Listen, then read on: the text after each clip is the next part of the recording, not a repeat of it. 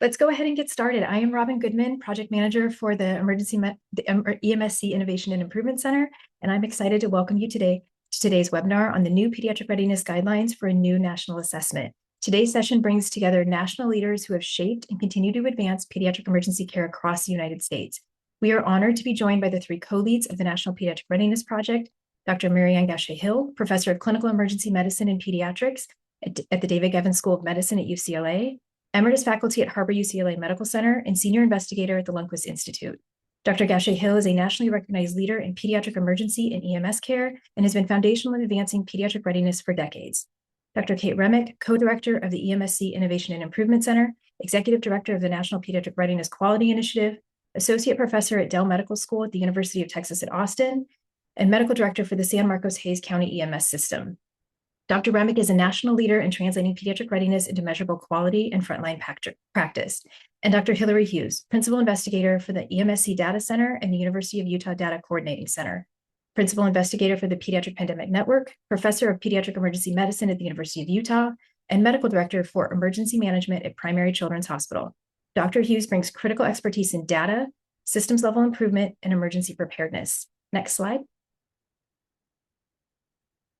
We would like to acknowledge the Emergency Medical Services for Children program, the EMSC Innovation and Improvement Center, and the EMSC Data Center are funded through a cooperative agreement with the Health Resources and Service Administration, which is within the U.S. Department of Health and Human Services. The contents of today's presentation are those of the authors and do not necessarily represent the official views of, nor an endorsement by HRSA, HHS, or the U.S. government.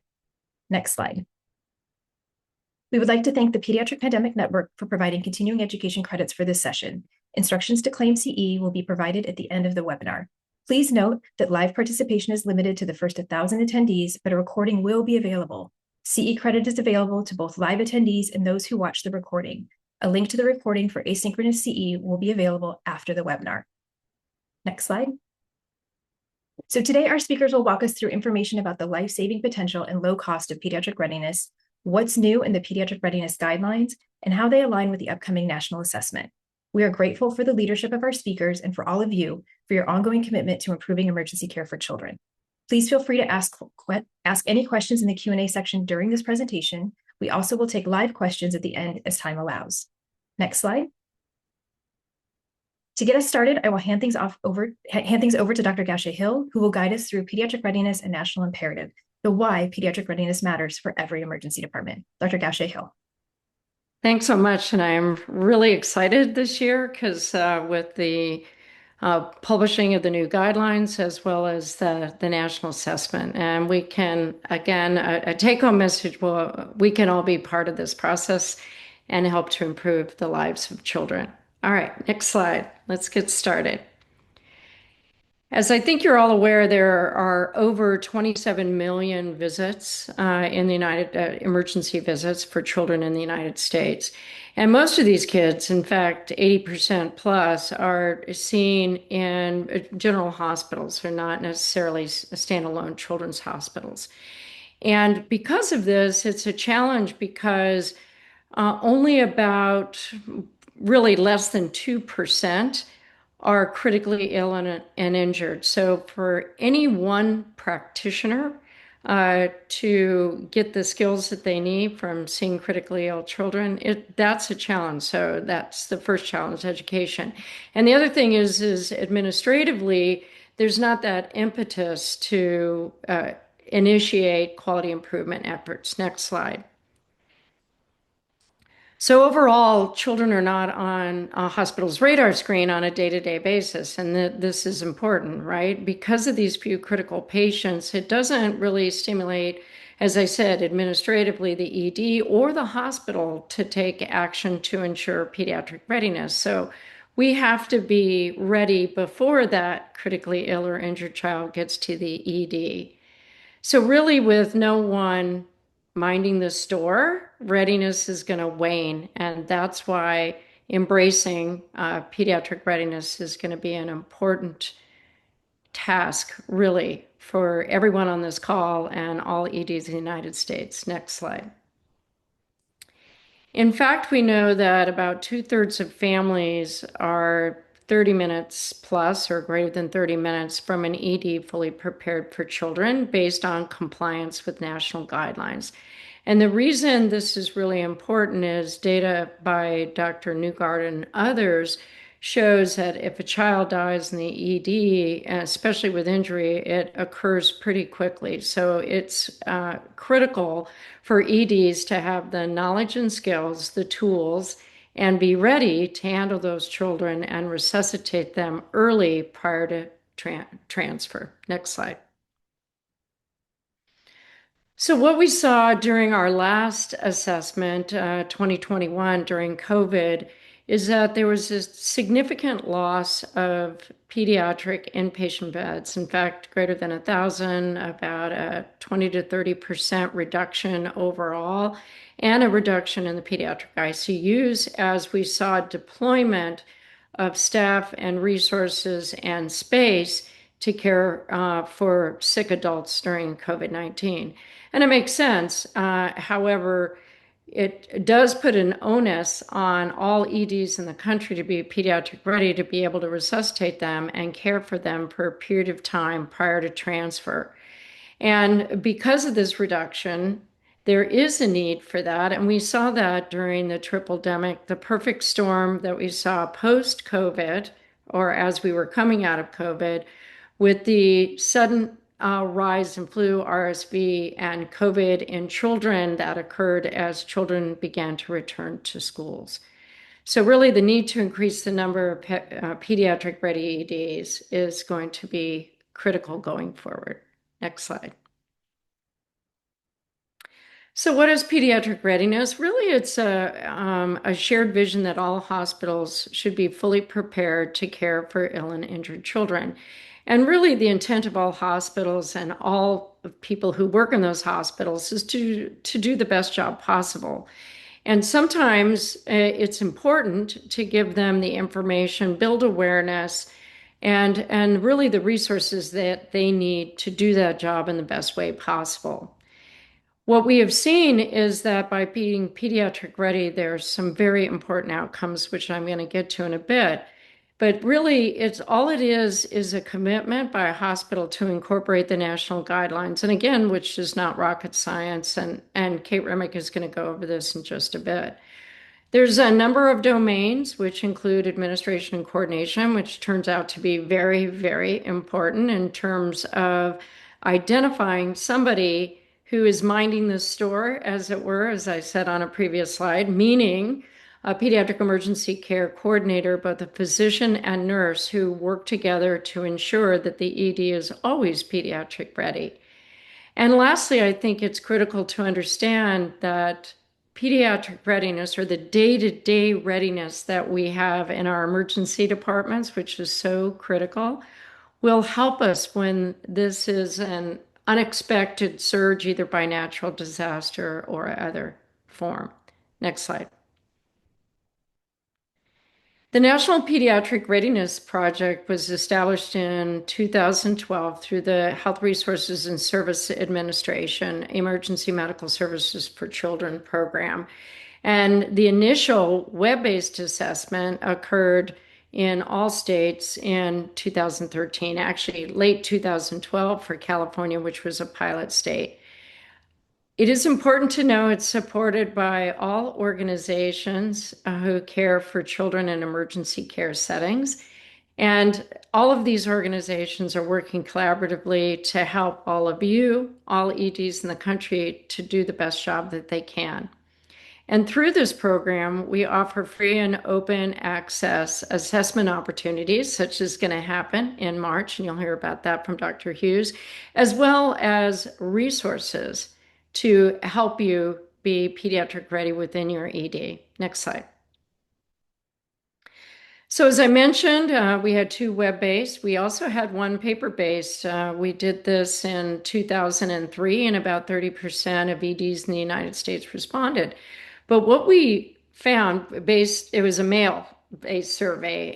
What we found is that pediatric emergency care coordinators seemed to be critical to improve pediatric readiness. And this was emphasized and later shown, with greater verity in 2013 and 2021. We know that the presence of these individuals, just assigning the roles so that somebody's looking after this, makes a huge difference in terms of significantly higher pediatric readiness scores, as well as it helps in really improving in all domains. Next slide.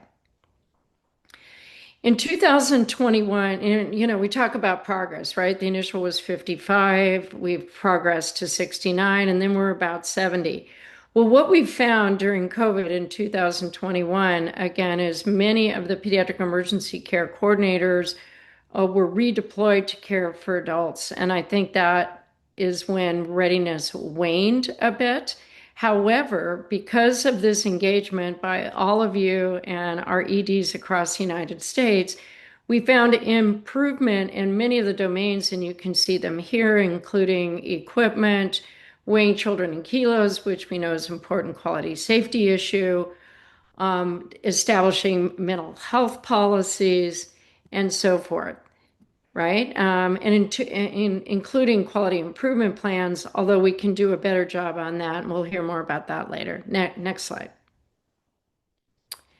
So why does this matter? One of the key things we were trying to do is get data to help us drive changes that actually will make a difference. And a number of investigators, including Stephanie Ames and Craig Newgard, have explored this with large databases looking at critically ill children coming into the ED and showing that high readiness, 88 or above, or about there.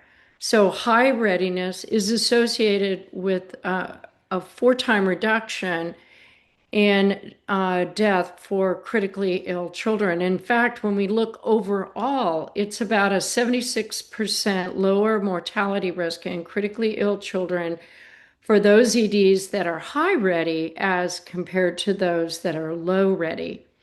In addition, Dr. Newgard also verified that information in another very large data set, and also looked at this in trauma centers and showed there was a 60% lower mortality risk in critically ill and injured children. And because of this, this has led to additional engagement by our partners in terms of incorporating this in accreditation guidelines. Next slide. One of the concerns was, how much does it cost? Does it cost a lot to be highly ready? And not only is pediatric readiness cost effective at a hospital level, but when you look at the cost per patient of readiness, it varies depending on where you start. It varies between $4 and $48 a patient, which is virtually nothing less than a childhood immunization, and would cost states approximately somewhere between $0 and $12 per child resident within their state, based on their state's level of readiness at baseline. So you can see it's really not costly to do it. Next slide. I mentioned about accreditation. It turns out the American College of Surgeons Committee on Trauma has incorporated as one of their standards pediatric readiness for adult EDs as well as for pediatric EDs. And their take was, please participate, go on and do the assessment. And Dr. Hewes will talk about that and how you can get going there. Participate in the assessment, get your gap analysis, and then take that gap analysis and have an action plan to improve your readiness. And this is also incorporated in the new American College of Emergency Physicians ED accreditation guidelines as well. And this is just a program that's rolling out. There's 3 accredited hospitals to date, and many are in the queue.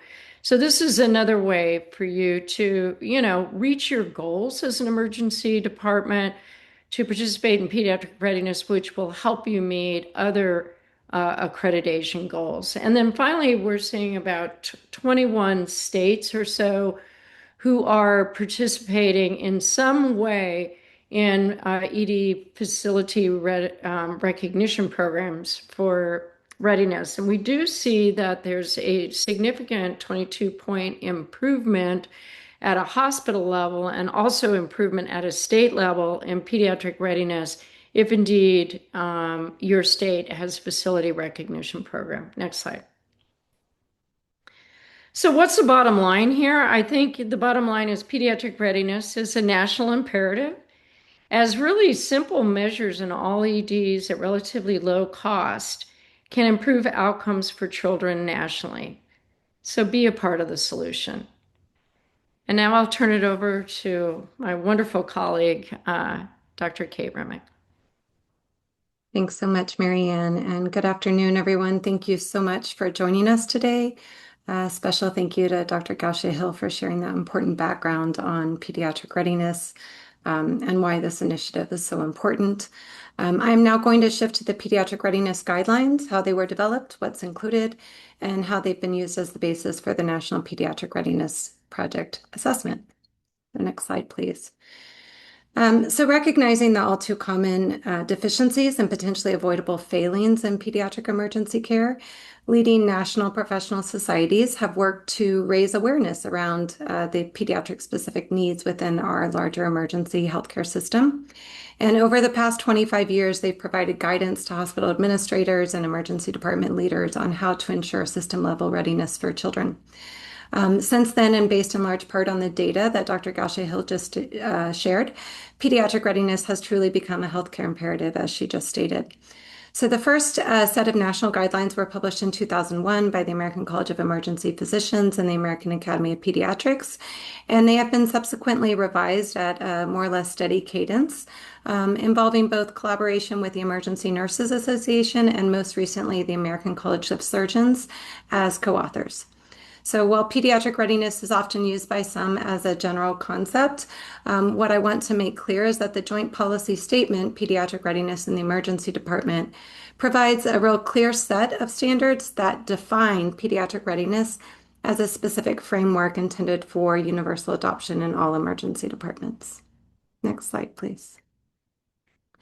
So pediatric readiness is defined by 7 functional domains, and these include having readily available pediatric-specific equipment, supplies, and medications, of course, but also ensuring adoption of pediatric-specific safety protocols, such as safe weight-based medication dosing practices.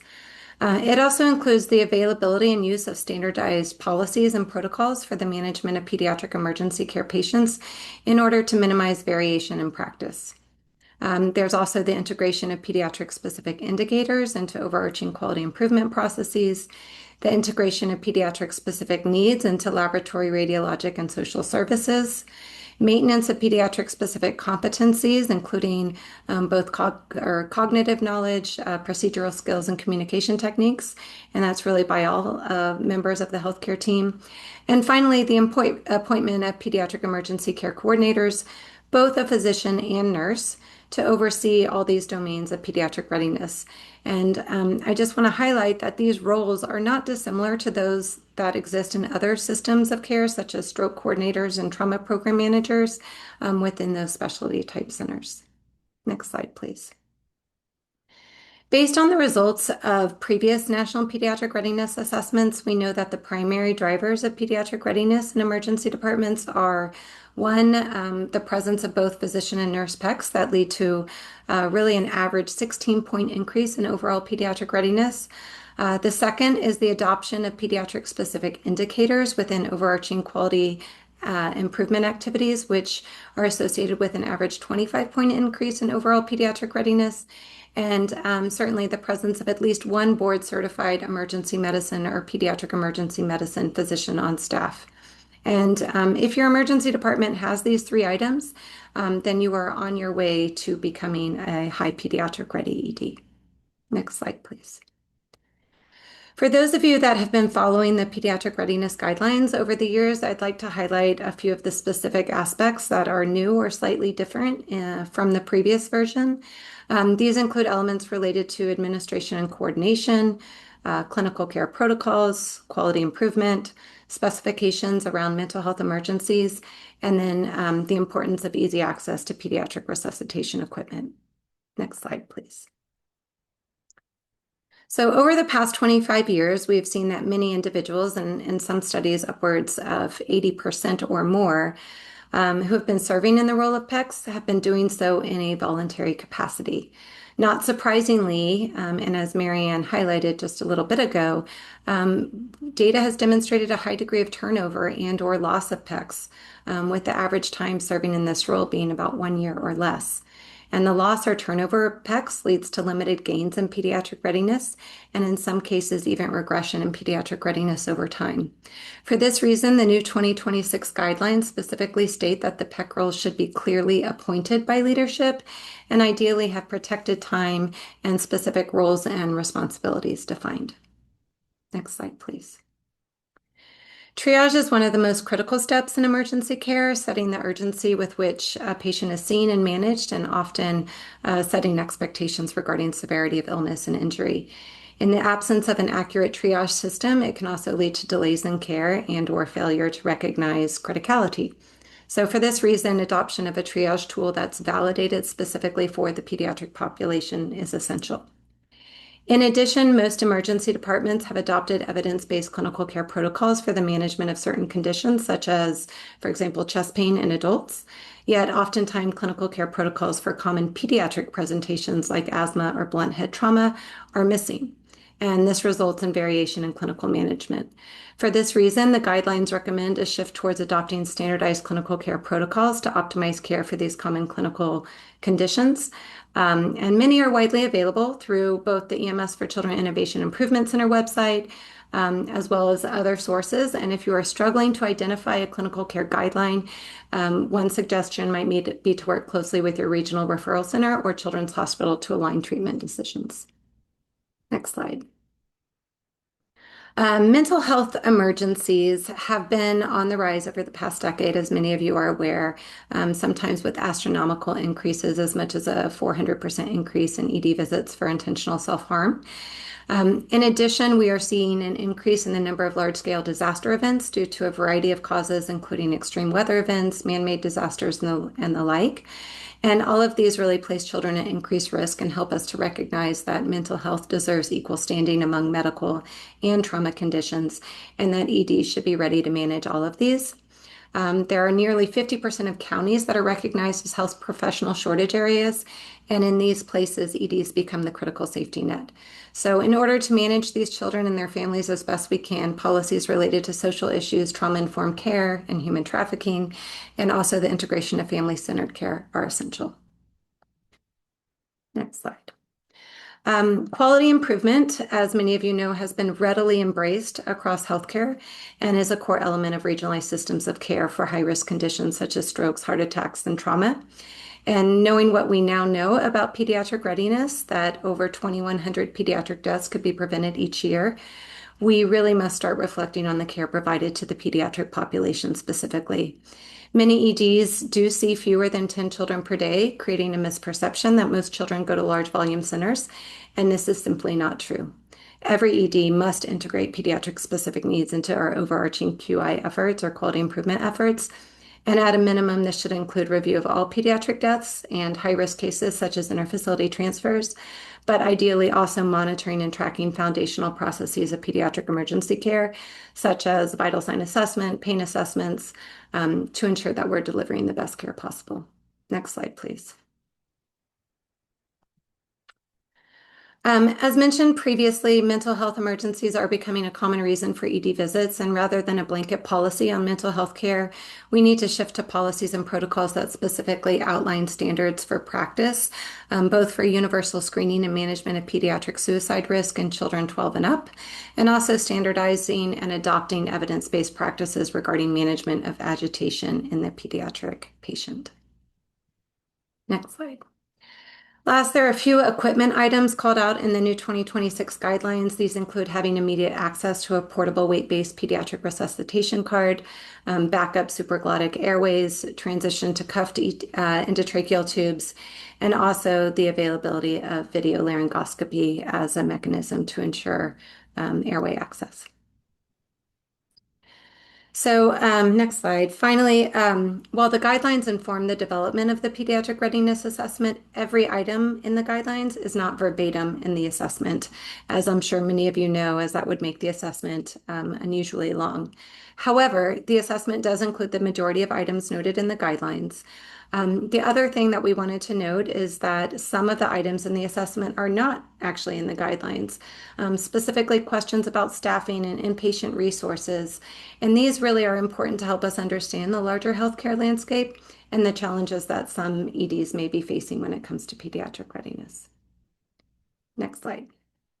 So regardless of your geographic location, your pediatric volume, your inpatient resources, when in doubt, PECs are the first step to ensuring pediatric readiness. And with that, I will hand the floor over to Dr. Hilary Hewes.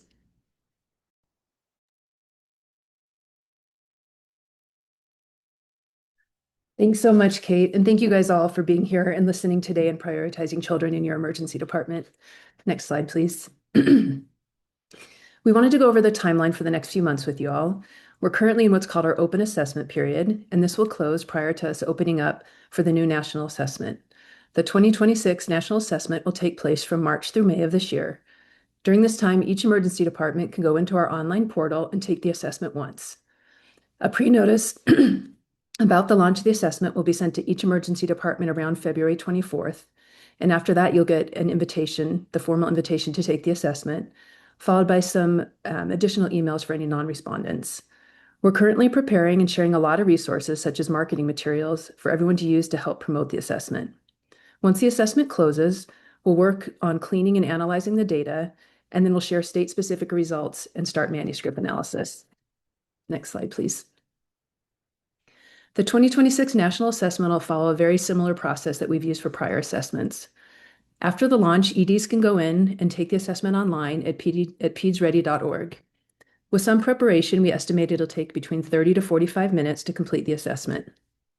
We know that the emergency department can be a very busy place, so if someone needs to pause while taking the assessment, they can use something called the Save and Exit feature at any time, enter an email address, and then we'll send a link and they can come back later and finish the assessment. We do want to remind everyone that during this national assessment period, we just can have everyone submit one assessment, but we encourage you to share those results with your ED leadership for quality improvement purposes. Next slide. So who should complete the assessment?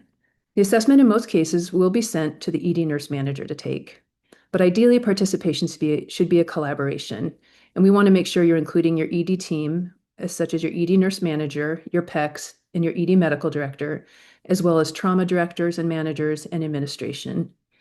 We do feel that it's very important that the person filling out the assessment is someone who works on site and really understands the daily operations and the procedures in that emergency department. Next slide, please. Especially if this is the first time your emergency department is getting ready to take the assessment, it can be a little overwhelming trying to prepare, and we can see some questions coming into the Q&A and sense that. But we have a lot of resources to help you and to support your ED and your team. First, we recommend that everyone can print or at least look and review at the PDF ahead of time to familiarize yourself with the 2026 assessment and make sure you have the information you need to respond accurately. And in that Q&A box over there, there's a lot of links that have been put up to where you can find that PDF, and you can also use this QR code here. To help prepare, it's also a good idea to review the new guidelines on which the assessment is based, as well as to look through the checklist that covers the recommendations in the guidelines. And finally, we've updated our toolkit that has resources that can hopefully help address any gaps you identify within the different domains. Next slide, please. After you participate, you'll immediately receive something called a gap report. This is actually my favorite part of the project because we've all taken surveys before and you never know what the results are or what happens with your information. But when you take the NPRP, you get immediate feedback. And this includes your individual pediatric readiness score for your emergency department, a comparison to prior scores if you've taken it previously, some benchmarking information where you can compare your emergency department score to the national score, as well as to scores of other hospitals with similar pediatric volumes. We do want to note that these last two averages, the national score and the average score of similar hospitals, will be changing throughout the assessment. This is kind of a moving target as more data comes in. So depending on where in the timeline you take the assessment, that score could look different than your neighbor, but your ED score will not change. The gap report also gives you links to more resources to help fill any gaps you identify. And finally, after you participate, we'll send you a certificate and some badges for you to share with your community to celebrate your participation and completion of the assessment. Next slide, please. We really believe the benefits to taking the assessment are multiple. Most importantly, we believe that when you assess your readiness and identify your gaps and help find resources to fill those gaps, you're going to improve outcomes for pediatric patients, which is the ultimate goal for all of us. Sharing data with your team and addressing the gaps can also help your ED team feel more confident in caring for pediatric patients. The data can help you identify strengths and weaknesses compared to all EDs, as well as EDs with similar volumes. And as mentioned before, we'll connect you with resources to improve your readiness. Furthermore, you'll become part of the national community that's helping improve care for children. Next slide. One thing that's really important is the higher response rate we get, the stronger we are together. A high response rate with large numbers of EDs participating nationwide will really send a powerful message about the importance of pediatric readiness. And for those of you who really know and understand data, the higher number we get, the more robust the data is to drive research and quality improvement efforts that'll help improve outcomes for children. Next slide, please. So we wanted to share some quotes from folks who have taken the assessment in the past. Overwhelmingly, we get really great feedback from people, and they share that the assessment helps them recognize gaps, see the need for pediatric readiness, and helps them feel more confident when their next critically ill or injured pediatric patient comes in. There are some spots at the end of the assessment that are open-ended where you're allowed to put in comments and quotes, and we really appreciate when people do that. That gives us a lot of valuable information and helps us improve for the next time. Next slide, please. We encourage everyone to work with and identify their local and regional support networks, and that includes partnering with your state EMS for Children team, leveraging relationships with professional organizations and state chapters such as ENA, and utilizing relationships you have with hospitals in your region. If you're a children's hospital or an academic hospital or a large regional trauma center, we really would love for you to encourage your referral hospitals to participate as well. Next slide, please. So after the assessment closes, it's open again from March through May. The EMS for Children Data Center and its partners will clean the data and analyze it, and then we'll create some summary reports of the data and other resources we'll share with our state managers and the public. These resources will help to push forward local, regional, and national advocacy efforts to highlight the importance of pediatric readiness. The data will also help propel research and produce manuscripts to share insights into the impact of readiness, to evaluate how readiness improves pediatric outcomes, which we've kind of looked at with these last slides with Dr. Remick and Dr. Gausche-Hill, and create strategies to improve readiness on a national level. We're also going to continue to work with our national partners to collaborate and design initiatives to address some of the common gaps we see. Next slide, please. Most importantly, please take the assessment starting March 3rd and make sure your ED is ready. Next slide. Thank you all so much. We have these QR codes up here to help you find any resources you need, and we know we have quite a few questions in the Q&A in the chat, and we'll start addressing them at this time. Thank you, everyone. My name is Jane Osler. I'm a program manager with the EMSC Data Center as part of the NPRP project assessment. We've had an incredible response and lots of great questions. Thank you so much for those. While the co-leads respond to some of these in the Q&A box, I'll just address ones that we weren't able to during their presentation. Thank you so much for all of that incredible information, Dr. Gausche-Hill, Dr. Remick, and Dr. Hewes. First question, in terms of ROI, are hospitals seeing any long-term benefits from being more pediatric ready? I'll let Dr. Gausche-Hill answer that question. Can you state that again for some Of reason? course. Yeah. Of course. So in terms of ROI, are hospitals seeing any long-term benefits from being more pediatric ready? Well, we do know that for hospitals that are highly pediatric ready, that the mortality, the association with the mortality benefit lasts at least a year. We also know that hospitals who were low ready that become high ready see that mortality benefit. It may not be immediate, but it does occur over time. we also, on the flip side, we also see hospitals become less ready, their mortality, right? Their mortality actually goes up.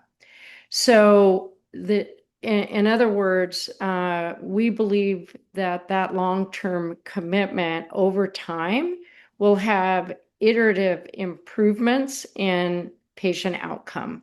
And that's pretty exciting. Thank you so much for clarifying that, Dr. Gausche-Hill.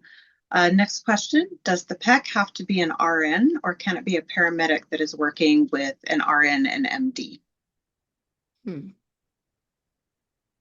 We have we really believe it should be a nurse and a physician in the ED. I'll let my other co-leads talk about this, but at the Institute of Medicine and the Future of Emergency Care in the United States in 2006 recommended that there be a nurse and a physician as part of that nurse-physician team serving in those roles. Now, in terms of pre-hospital pediatric readiness, we suggest that there be at least one individual who serves as a PEC, and clearly a paramedic could serve in that role. I don't know, Kate or Hilary, if you want to respond. Yeah, I mean, I agree with everything that Marianne just said. And I think, the importance here is when we look at how care is provided to pediatric patients in the ED, it's a team effort between both the nursing side and the physician side. And so much of the scope of work that's done is within the purview or the scope of practice of nurses. And that's why it's so critical to have a nurse PEC in that role, as well as a physician PEC who's really overseeing the care decisions and treatment pathways, and together really ensuring the highest quality of care. We have seen sites that have leveraged other members of their team to support this work, but ideally the PEC role should be overseen by both a nurse and a physician. Yeah, I agree. We would love to give everyone involved as possible into the dedication to PEDS readiness in your emergency department. I would offer that if the EMS provider, the tech, also works for an agency, they could be the PEC for their EMS agency, as we do have the separate pre-hospital pediatric readiness assessment. Thank you so much. It's a great clarification. We're very appreciative of all the efforts of all of our PECs. Next question we have in the chat is there data around type and amount of support, for example, FTE decrease, supplement, etc., that's given to PECs who are supported by their departments? Yes, there's a publication on the hospital costs of pediatric readiness that Marianne and I were both involved in. And in that, there are estimates as to the amount of time that PECs need at various pediatric volume levels. And these were based on information obtained from PECs directly, both PECs in the California area and PECs who had participated in some of our national quality improvement collaboratives. So they are real world estimates of the amount of time needed to do this work. And it does vary by annual pediatric patient volume, but Marianne may have more that she wants to comment or add to that. No, not really. I think you answered that well. Thanks. Thank you, Dr. Remick. Next question, and it looks like Robin did put that link in the chat to that publication. Thank you for that, Robin. The next question is, do you recommend a cart, or is it recommended that smaller EDs that do not see very many pediatric patients have a roll-up bag or pediatric jump bag? I can answer that one. We would just love every ED to have some sort of portable, well-organized, and well-known way of getting pediatric equipment to the bedside when needed. So whether that be a portable bag, a cart, as long as you have the equipment recommended on the checklist and you have a way to get it to the bedside where it's needed, that's, in our mind, what is most important. And also just keeping it up to date on a day-to-day basis, right? So having the staff know where to find it.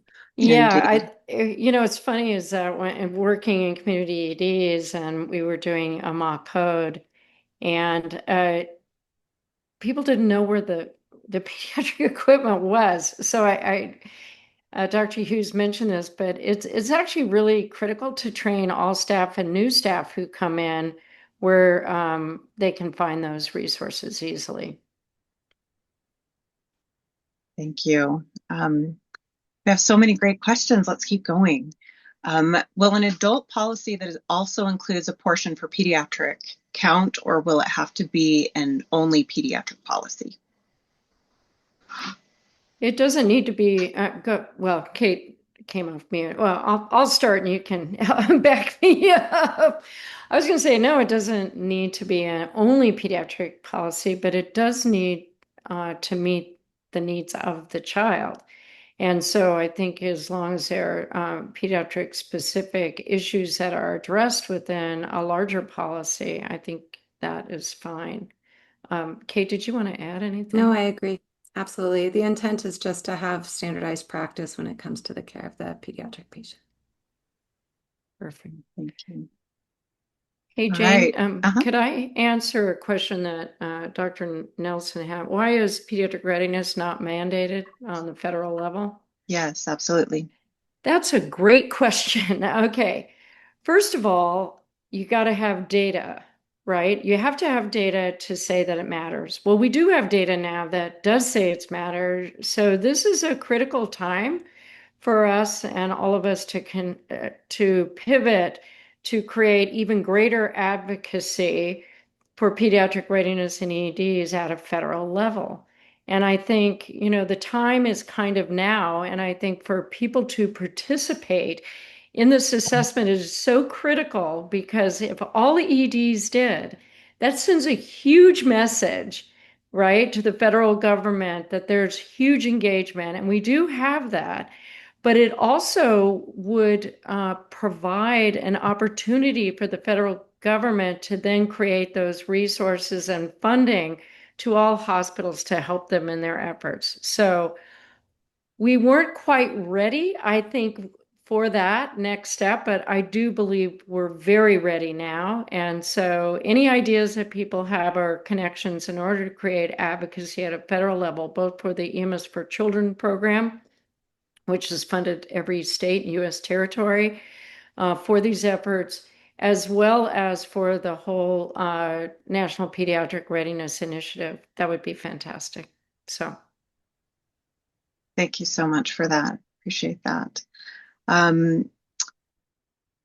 I just encourage everyone. We've answered so many questions in the Q&A box, so please go through the answered questions. There's a lot of great information in there. I'm going to keep going in addition with other questions that are coming still in the Q&A box. So we see many hospitals that utilize paramedics within the ED, and they're alongside RNs as equal caregivers. They form an excellent connection across the spectrums of healthcare, and I wonder if the recommendation is more that it was never examined or considered.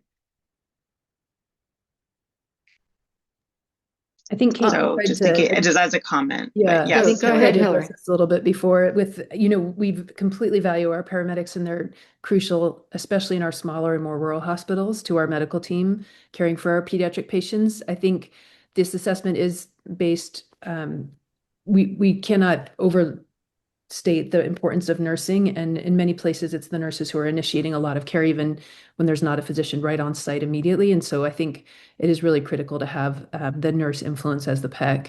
But Kate and Marianne, please add in. I do too. I think during COVID, we saw the use of EMTs and paramedics within hospitals really help to expand the workforce to meet the needs of the pandemic. And I think that did create a model that we may see more integration of some of the pre-hospital providers within the hospital-based setting. But with that said, I'm not clear that we're there yet. I do believe that there's a lot to offer for all advanced or basic healthcare providers to the team to continue to improve pediatric readiness, even if they're not in the role of the PEC. Thanks. Thank you for that comment. There's a question. Is there a certain percentage we need to meet where specialty certification for nurses, such as CEN or CPEN, in order to mark yes? So this is actually a slight change in the question this year. The question last time in the assessment, or in the current assessment, asks if this is a requirement. And it would be for, all nurses to maintain some sort of specialty certification. Based on feedback that we've received, we've really tried to shift to ongoing continuing education among nursing staff, and you will see that in the new guidelines. Thank you, Dr. Remick. This question is for Dr. Gausche-Hill. The tiered pediatric designation system you developed in California for EDAPs, PMCs, and PTCs is a fantastic model. What do you see as the biggest barriers to implementing a similar framework, similar national framework, and how could the EMSC and our EMS agencies help drive that effort? Thanks for doing this. Great webinar from Peter. Thank you, Peter. Really appreciate, and I appreciate all your work to improve healthcare for children, especially in the pre-hospital setting. I will say that the whole conceptual framework was really the idea of my mentor, who is James Seidel. I participated in the very beginning, which was really fun, and really learned the importance of developing kind of multi-level standards for facility recognition that would take the most critical patients who are coming in by EMS to directly to those hospitals, so that you wouldn't have the delay in transfer. So that I think that model is a really great model, and one model that can be and has been expanded in many states in our union. I think as we go forward, we're going to have to look at this. How do we create regionalized systems of care that make sense? And certainly on Los Angeles, it's made a lot of sense for us, and that has also expanded within the state of California. With that said, we need to continue to get data about what the best way is to develop these systems to ensure that children get rapid care at a facility that can handle it. And I think this is what you're talking at. And I think we need a lot more health systems research to really develop a model. And not every model is going to work. You may see different models in regional systems. I don't know if Hilary wants to comment on this, but, we may need a whole different model in some of the rural settings, which is going to include telehealth and potentially different types of transport depending on distances, such as ground versus helicopter. I don't know, Hilary, if you wanted to comment on this since you've been involved. Yeah, no, I think it's a tough one, and I don't think there's a one size fits all model, because we know that there are very different challenges faced by our different types of hospitals and locations, and we can't expect the same thing from one of our hospitals in northern Alaska that we do from central Los Angeles. And so I think we're going to continue to try to provide best recommendations for the gamut of hospitals, but with individual circumstances taken in mind, and specifying things that might work, like telehealth, that'll help provide a wider berth of pediatric care for places where it's not as available. Great work going on from all EDs, wherever they're located, and grateful this work is continuing to move forward in such a way. This question specifically for Dr. Remick. I am the RN PEC for our organization, and our biggest difficulty has been identifying the most appropriate QI project. Do you have any tips on this? Yeah. So when engaging in quality improvement, you want to make sure that whatever you choose to focus on is meaningful and actionable for your emergency department, and that can vary greatly. So for a very low volume ED that maybe sees 500 pediatric patients a year, your quality improvement work may be very different from an ED that sees 50,000 pediatric patients a year, or even 5,000. So you want it to be meaningful based on what you actually see in your emergency department. If there is no engagement in quality improvement yet, a great place to start is simply reviewing all pediatric deaths and all interfacility transfers out. That's a really important place to start, and just kind of see how things went. Did things go well in terms of transfers? What was the length of stay, and were there any delays or issues that occurred? As you move into other more in-depth QI efforts, really just starting with foundational processes of care, to what extent was pain assessed, to what extent were a full set of vital signs completed. And if you look in the new 2026 guidelines, there's a list of quality indicators that were developed by about 35 national professional societies, regulatory bodies, subject matter experts, and the like. And they focus around common clinical conditions and presentations. And these would be a really great place to start. And then lastly, if you don't have a lot of experience in quality improvement, the MSc Innovation Improvement Center does offer a number of quality improvement collaboratives that provide a lot of support, coaching, guidance to help get you started. There's one that just kicked off maybe in the last day to register for that if you're interested, the EMSC NPRQI Quality Improvement Collaborative, but it's free. And is a great place to kind of learn to network around quality improvement efforts and get yourself started. Okay, thank you so much for that guidance, Dr. Remick. Another question for you. I know you mentioned that we lose our PEC champions a lot. You mentioned from the data that the length of stay in this role is about a year. Is there something down the line where this could or would be a full-time paid position? Yeah, I don't think we've ever anticipated that this would be a full-time position in every emergency department. And actually, if you go to the cost manuscript for hospitals that I was talking about earlier, that Marianne and I were involved in, you'll see the recommendation is variable based on overall volume. But I think it's being able to demonstrate that return on investment that Marianne was talking about earlier. The more we can share how we're making a difference in terms of the care that children receive, the outcomes provided, the decreased risk associated with care, the more likely we are to create sustainable roles for the PEC. And Marianne, you may have more that you want to add to that. Yeah, I mean, I think that the key thing is that the assignment of that role, depending on resources available, it could be part-time or full-time. And we do see that some of the hospitals, they do have a full-time role. But I think making the commitment to assign the individual and giving them enough time to do it, I think is really important, and that you always need to have one available because of the reasons we outlined. And that includes a physician. There was another question in the chat about that, or the Q&A, about it. Does the physician also need a protected time? Ideally, the answer would be yes. Can it be that they do it in addition to their other duties, and does that count? If certainly they are assigned the role, I would say that counts towards saying, yes, you have a physician PEC. Anyway, thanks. Thank you for that. I'll have just maybe one more question as we're running out of time, but again, please look through the information in the answered section. We'll still keep trying to answer your questions, and we'll stay on a little bit after, but we'll have one final question here.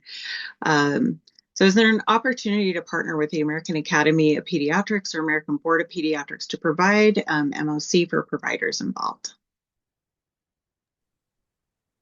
Yeah, there is maintenance of certification that's offered for participants in the quality improvement collaboratives that are hosted through the EMSC Innovation and Improvement Center, and that's for any and all subspecialties that align with ABMS. But absolutely, I think most MOC Part 4 programs allow for individual quality improvement efforts, and they could very much focus on pediatric readiness. And those can be submitted by, an individual person or a site. It sounds like there's also maybe a request to create one that people could join, and we can certainly talk offline about that. It's a great idea. It's a great idea. And I did use this project, my last round of certification. I submitted that I helped design the NPRP assessment, and they gave me credit. So I think if you participate and you're a PEC, you would also be able to submit that as an MOC Part 4. That's a great insight. We want to thank everyone so much for your questions. We will be answering all questions, and post things on our website that are visible to everyone. You're still welcome to keep scrolling through. I did want to thank our amazing NPRP co-leads, Dr. Marianne Gausche-Hill, Dr. Kate Remick, and Dr. Hilary Hewes for your time, your insights, your incredible efforts on behalf of ensuring high quality emergency care for children.